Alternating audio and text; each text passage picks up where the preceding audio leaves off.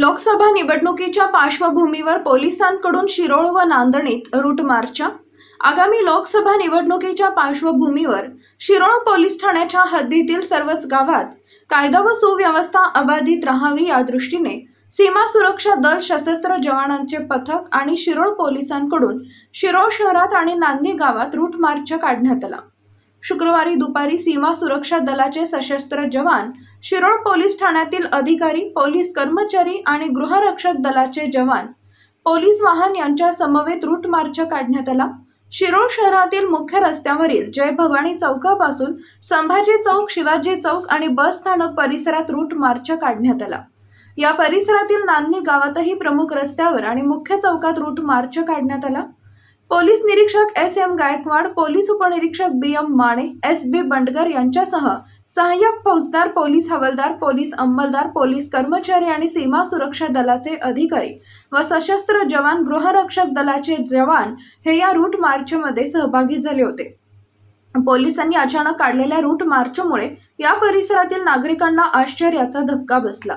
आगामी होणाऱ्या लोकसभा निवडणुकीच्या पार्श्वभूमीवर कायदा आणि सुव्यवस्था बिघडू नये तसेच गावात शांतता राहावी या दृष्टीने पोलिसांनी आज रूट मार्च काढला असल्याची माहिती शिरोळ पोलीस ठाण्याचे पोलीस निरीक्षक एस.एम. गायकवाड यांनी दिली।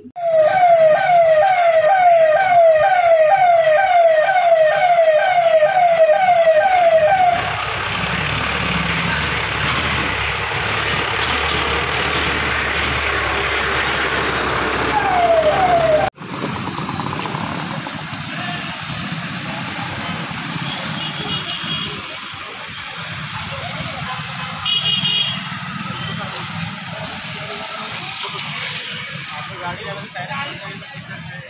और यहाँ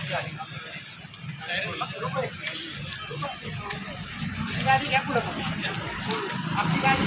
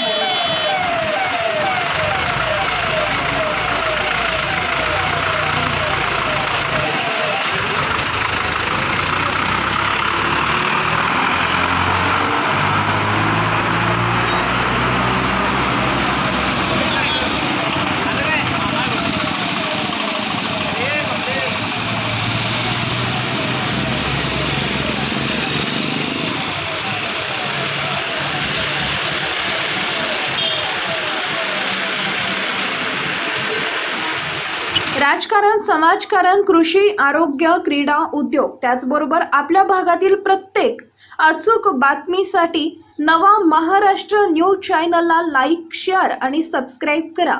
तसेच सर्व नोटिफिकेशनसाठी बेल आयकॉन प्रेस करायला विसरू नका।